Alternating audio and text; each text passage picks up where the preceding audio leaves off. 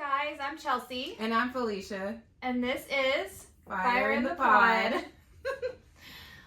Today we're going to be talking about one of my favorite topics, actually. And it's one of my favorites because it's not talked about as often. I agree. And it's about healing. And the journey and what it looks like, what it feels like, how to maneuver through that. So we'll be chatting about that today for episode 2. There's lots of moving parts. For sure. So let us talk about or start with what healing looks like, or what we think that it looks like. Well, for me, it's messy. And you make a lot of mistakes. And you think that you're getting somewhere, and then all of a sudden you're not getting somewhere. I mean, you are, but in the moment you feel like nothing's happened. That part. I also feel like it is like a wave in sorts, because you'll have moments where you do feel like you're really progressing, you're really addressing the issues at hand in your specific healing journey, but then you can also have lows. Yeah. You can see regression, you could see just like having complications on still working through active issues. Yeah. So I think that it's not linear by any means, and I've heard you say that 5,000 times, and I think that it's so true, because it's not linear at all. It doesn't start at one point and just keeps going up. It's definitely a wave. Listen, it doesn't end either. It shouldn't end for you, and here's why. You should always be, so healing facilitates growth. You should always be wanting to constantly grow. That part. And I feel like with growth, it's a never-ending journey. So like you just said, it doesn't stop, and it oftentimes morphs into different things. So it's almost like my grandmother had a saying, new levels, new devils. So each really new good. level, oh my God, I've lived by that my entire life. It's like burned into my brain. But yes, that's one of the things where it clicks for me, because it's almost like, for layman's terms, like a video game. Yeah. And you just have unlimited levels that you have, and there's a boss or a beast or whatever that you have to conquer at each level, and that helps you in the growth. Yeah, for sure. That was so good. Yeah, Oh I love her. It I gave love me her, chills. and I love that quote from her. Like, she OG. We love her down. But let's kind of talk about and get into it more, setbacks versus progress. Yeah. So how do you feel the setbacks specifically play a part in this journey? So for me personally, from experience, right? In the moment, obviously setbacks feel frustrating, because we're human, right? We want to perform well and not have these little things come up where we're like, I thought I was doing good, but this thing happened and it was a trigger for me. Mm-hmm. And now I feel like I'm not okay. But the thing is, you are okay. And that only makes you, it's hard to think about, but it should make you feel stronger. And I think in our human nature, we don't feel stronger. We almost peg it like a weakness. But it's not a weakness to have those setbacks. I think it just is very indicative of areas that still need a little extra work. Like you're putting in the work, but if you're finding, oh, this actually triggers me and I begin to react this way or that way, like, you need to be able to acknowledge that. First, see it and acknowledge it, and have a game plan on how you're going to work through said triggers or setbacks. Yeah.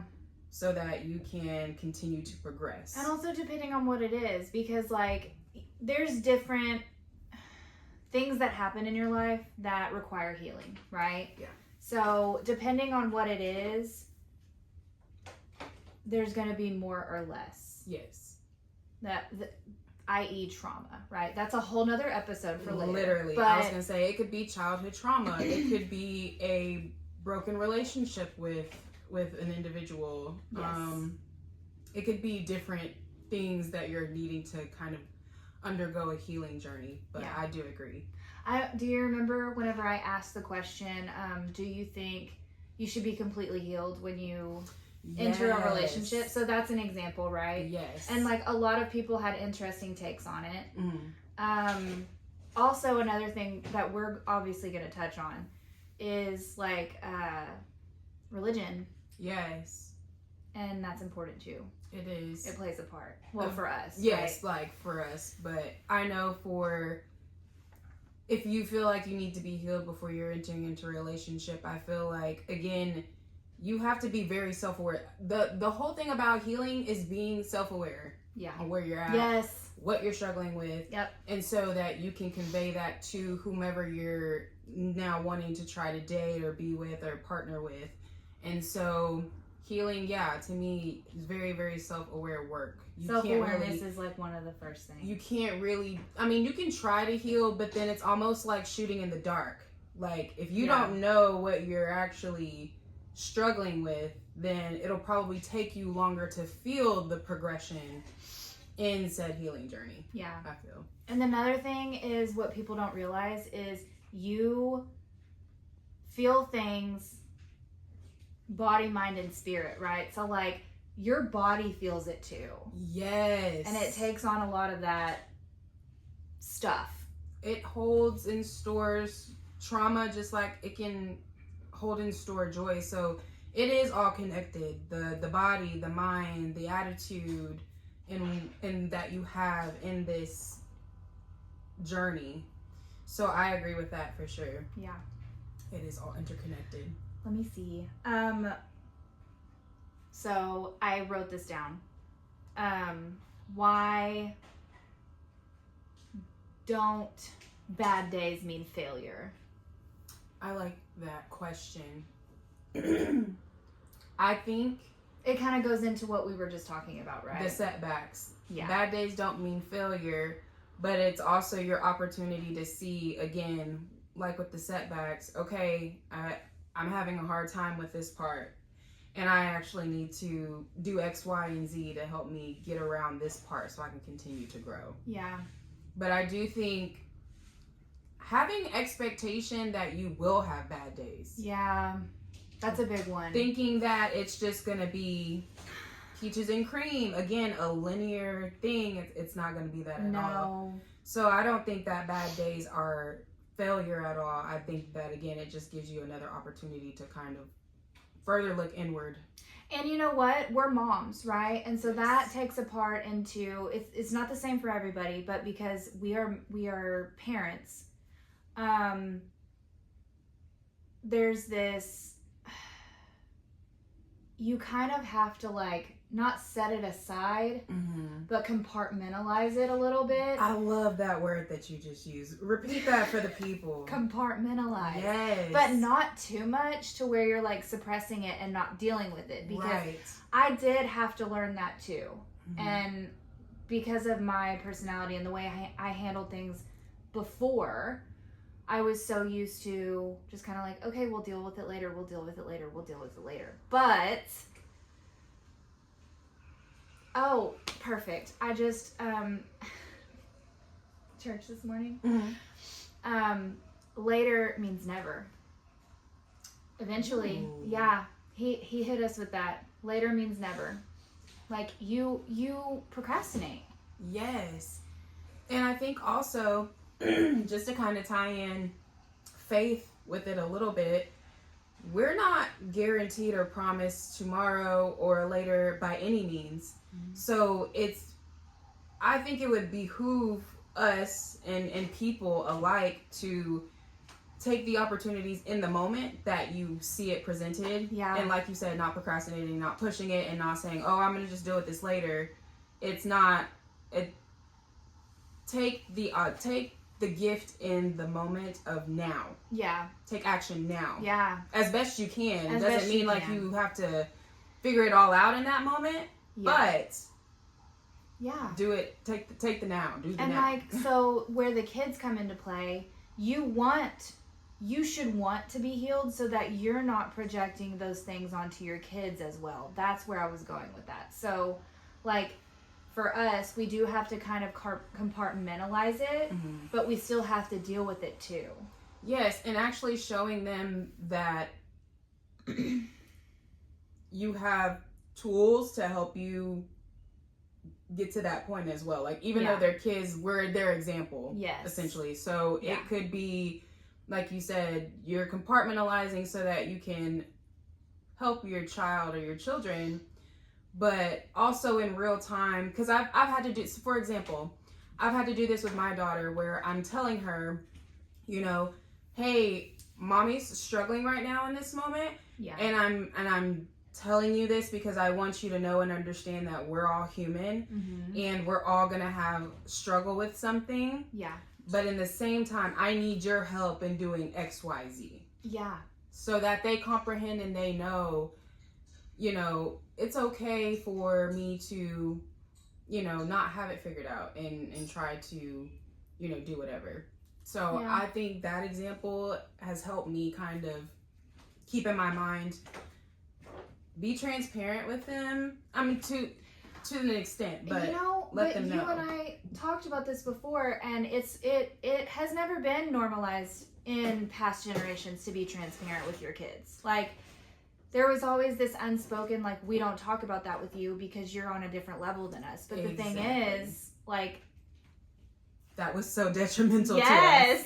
Like, I feel like if I would have seen my parents be more human about a lot of things that they were going through, it would have probably better helped me have tools and know how to navigate, you know, those types of things, versus just thinking my parents are just my parents and I've never seen them falter in anything, so I can't falter in anything. There's like this it sets unrealistic expectation.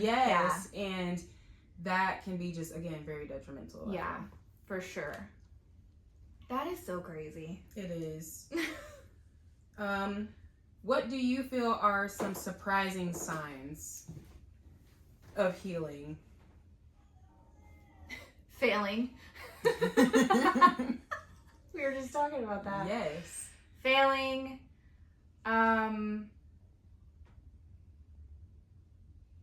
The triggers, you know, like when they come up and you're like, wait. Like, hold on. I think another one is when you just begin to realize things on your own without, how do you say, like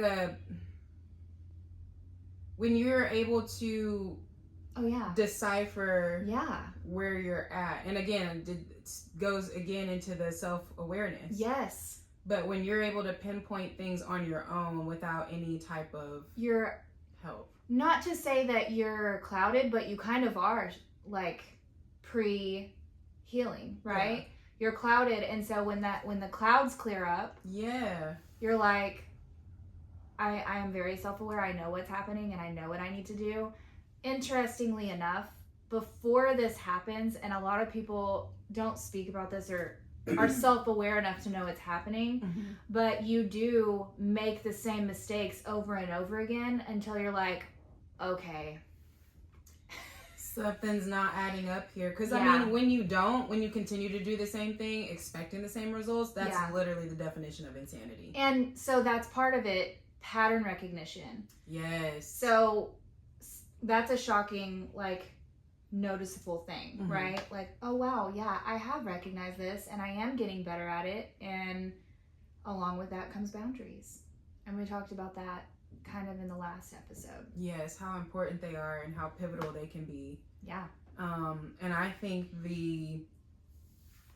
the whole just aspect of, like you said, it's less, your view is less clouded, you have more of a clear mind about it, and then when you begin to notice said patterns, instead of saying, oh, because this happened and I typically do this, you're like, okay, let me try this, let me try coping a different way, let me try navigating this in a different way than I have before, because the goal is to break the patterns, the bad patterns, and come up with new ones to just, again, help you facilitate this whole journey. Yes.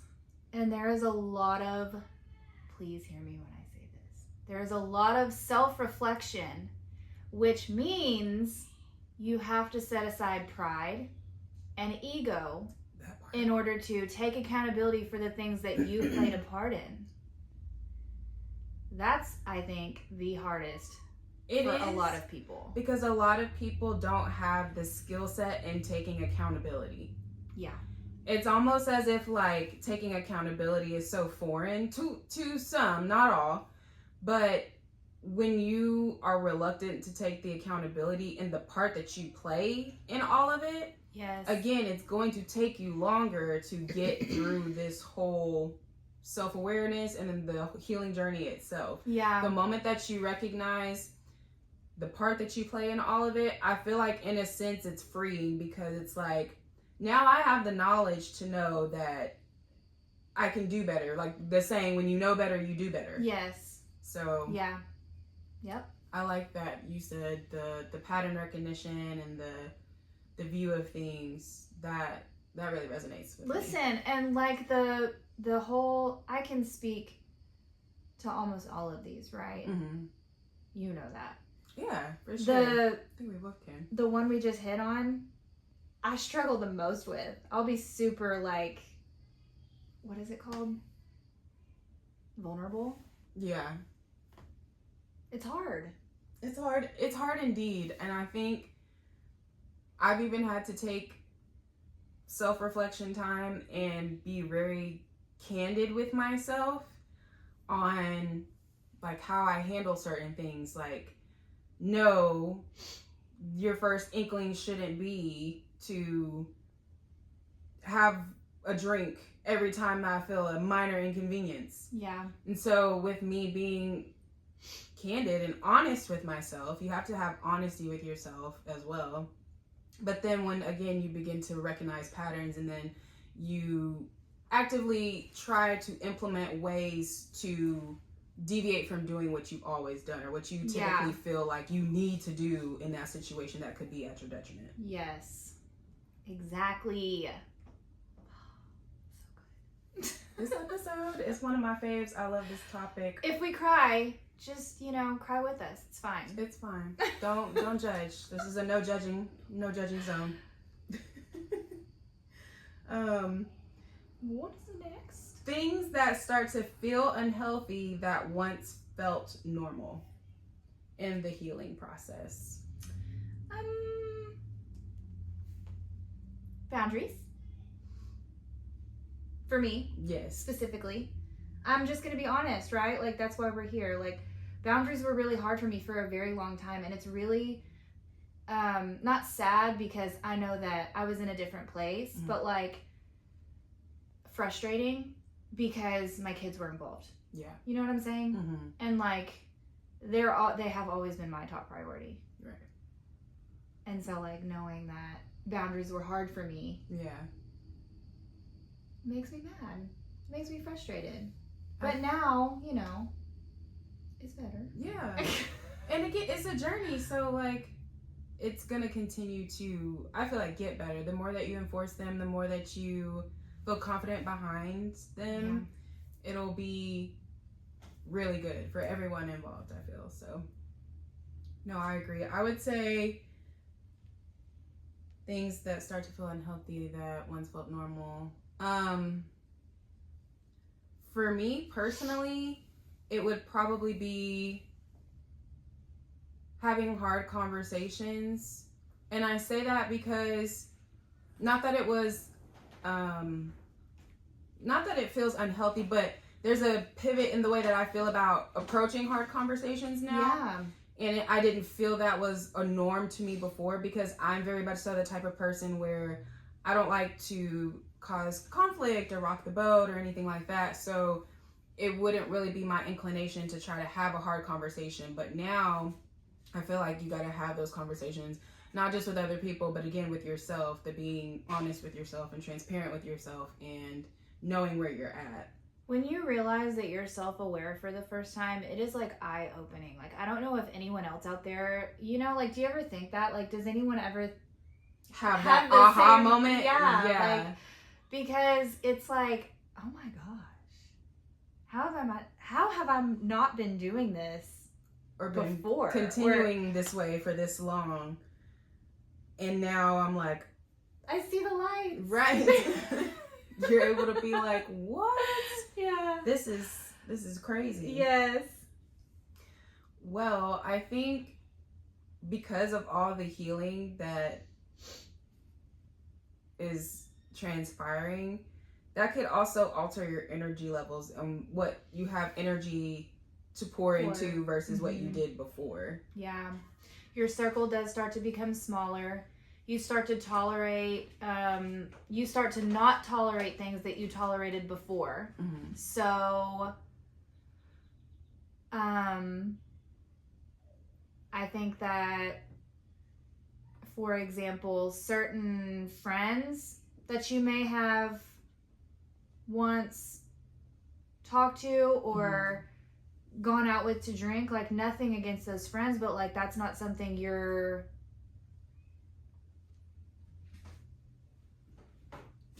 what am I trying to say? So, that's not something that you're about anymore, right? Like, well, that's what you don't have energy for anymore. Yeah. Like,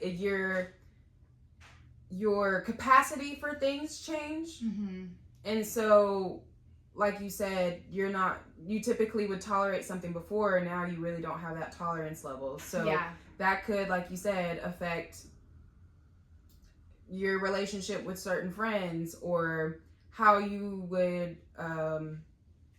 connect with certain friends and doing certain things. It also affects your ability to react differently than you did before. That also goes back to, you know, what's shocking is like, whereas before you may have yelled right away or reacted in anger, you take time and meditate. Yes. And then respond.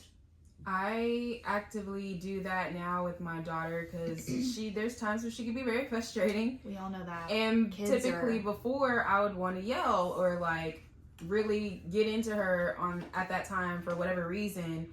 And now it's taking a moment to know that she's actually going to better receive what I'm telling her if I'm calm, level-headed, I'm taking the moment, I'm taking a breath before I, direct whatever I'm directing to her. Yeah, because people feed off your energy. Kids, more than anyone, feed off of the energy. So if you come to them angry or, not saying you should never do that because, listen, sometimes they need reckoning. You need to know we're not going for that. You need to know I'm serious. But like, not all the time, right? And there's a time and place. Absolutely. I'm a huge believer of there's a time and a place. And again, like the example, I literally had to, my daughters have some behavioral issues at school. We're just, keeping it straightforward. And again, typically when she gets in trouble, I have an inkling to want to be on 10. Like, what are we doing? Because you're smart, you know better, right? But when I actually took the moment to get on her level, have connection with her before I just dive into how we need to address the situation. Yeah. She was so locked in with me and she was able to hear what I was saying, receive what I was saying, giving me ideas on how she's going to improve the behavior. So I really do feel like that's a huge part of it. Yeah. Not the only part, but a very, very huge part. Yes. Especially with kids, they're more receptive whenever you're like coming at them in a way that you're trying to help them, not being condescending, not just be like, learn your place, right? Which I feel like we experienced growing up, and so just changing the tune with them, you begin to see how it can really work. for everybody's benefit, not just, the cycle breaking becomes heavy. Period. It's a lot. It can definitely be a lot. Yeah. We kind of talked about pattern reflection already. And so I think I would want to talk about grief and healing. What are some of the things that you have to kind of let go and feel that, and trying to get to a higher, or not a higher, but like a different place within your healing journey? That's a good one. Because sometimes I feel like the grief could be the said relationships with the friends that you're not able to connect with as much anymore. Yeah. In that same way that you guys maybe connected before. Mm-hmm. And that can hurt, because it's not one's desire to just outgrow or put aside those relationships. You love those people dearly, but you also begin to see where you're in different spots in life and in your journeys. And sometimes you do have to take a moment to grieve that, so that it's not like a pit within inside you, and you're not addressing that, if that makes sense. Yes, it does. And it's harder for some rather than others. I'll say for me, because my personality, is like, I'm an empath. So like, I don't like losing people. Same. I don't like walking away. Like, I'm gonna fight until I can't fight anymore. Right. But the thing is, you, whoever else can relate to that specific thing, you can't sacrifice you for that relationship. That part. You can't. Or the relationship's not gonna work, no matter what kind of relationship it is. The moment that someone but you begin to lose yourself in that, trying to save it, it's not going to be successful in any aspect, I feel. Or that's what I've experienced in the past. But yeah, that's hard. That was a good one. Also, grieving is heavy by itself, right? And so whenever you're sitting in that, reminding yourself that you can feel those things, but not let them consume you is hard. It's hard, right? Because, again, empath. Now, I'm not saying someone who's not an empath doesn't struggle with the same thing. Right. It's just, it's all heavy. Sometimes it hits a little bit harder. Yeah. For some. And I agree. Because grief in itself is very, very heavy. But also, knowing that things happen for a reason, I think also goes into that. And you taking the moment to grieve, and knowing and understanding. And also keeping in mind, it could just be for a season. Not everything's indefinite. Who's to say that... It feels like it's going to be 84 years. It's going to be forever. Sandlot kids, stand up. But I think that who's to say that, that other person or whomever gets to a place where they can also be self-aware and also self-reflect, and then you're able to maybe reconnect in a different way. Yes. But still taking the moment to acknowledge for that moment in that time, like, things looked a little bit different than how you anticipated. Yeah. And that's okay. Yeah. Oof. Having a circle of solid people that you can trust is also detrimental in healing, I would say. Because if I didn't have my family or you or, everybody that has helped support me, it probably would have gone a different way. And I think that's something to kind of chat about, because sometimes people don't have a support system, like a full-blown support system. Yeah. Maybe you just have one or two. And I mean, that's enough. But then sometimes you may not have anyone at all, and that can be a stepping stone in the healing. It could be like a small hiccup, because, not to say that you won't get there. Yeah. But it'll be a lot harder. Yes. To try to grow through that alone. Mm-hmm. You know? There are, like, if you are one of those people, I will say there are, I know this is silly, but like books and, you know, other things that have helped me outside of my support system. Mm-hmm. So. I agree. And I feel like self-help books, I don't know, for whatever reason, they got a bad rap. When I was growing up, like, if you told somebody you was reading a self-help book, people's eyes get to cutting at you. And it's like, why are you judging me for wanting to better myself? And, like, learn more and do more, you know? Yeah. But no, I agree. Like, you can use other resources. There are other resources outside of people that you can use for your healing journey. Yeah, for sure. Yes, I agree. And Jesus. Heavy on the Jesus. If you're not into that, I get it. But listen. Jesus. No, seriously. Because when you begin to just give all of that to the Lord, mm-hmm. you find that you are relieved of a heaviness sometimes. Yeah. But again, if that's not your thing, find what that would be for you. But I find with me, Jesus works. Yeah. You know what I'm saying? Agree. Okay. This is important. Be kinder to yourself during your healing process.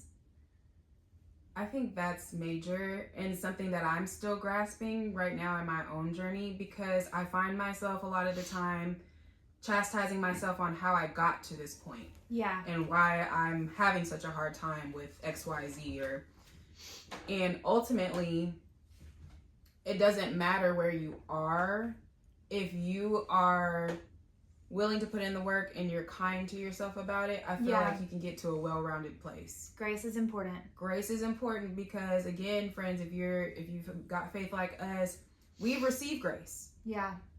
And so you have to give yourself grace, and you have to give grace to others. Yep. Meeting people where they're at, meeting yourself where you're at. Requires a lot of patience. Tons. But you got this. We're here for you. So, okay. I like that. Me too. Okay, so I did ask some people. Mm-hmm. And one person said healing means or looks like to them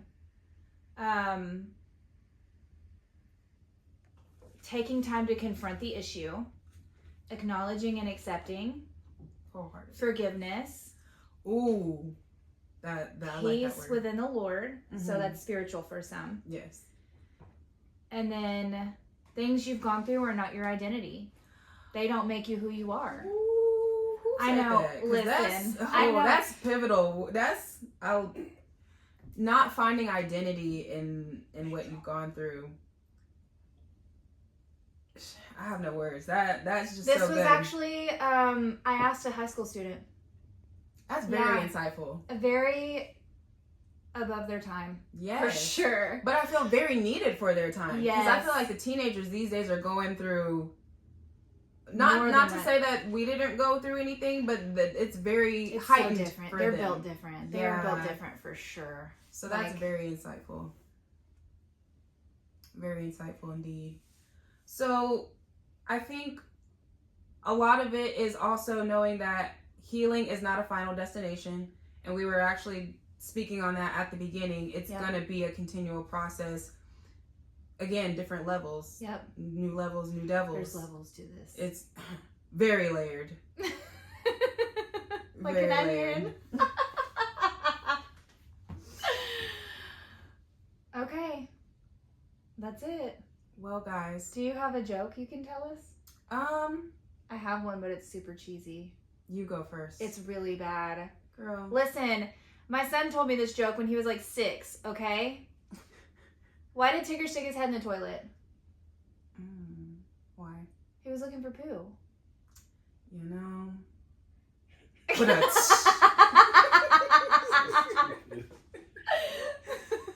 Okay, your turn. Oh God. I have none. I'm not really known for my like jokes. I don't have outline jokes. I'm just funny. It happens. It happens on its own.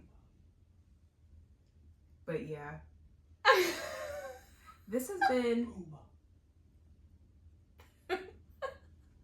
I'm so confused. But Me too. Tell them the Puma joke. What Puma joke? The one that Brody said. I don't remember it. Yeah. We'll have to do that one on the next episode for sure. Open up with a joke or something. Listen, thank you funny. so much for listening. I did want to mention this before we close out. Mm-hmm. I did add a box to our Linktree page. Oh, yes. For suggestions. So anytime that Or you guys feedback. have suggestions, feedback, insight, shoot it to us, please, because we are actively looking through all of that, reading through it, incorporating it into the episodes. We want to give the people what they want. So give it to us. Is it anonymous?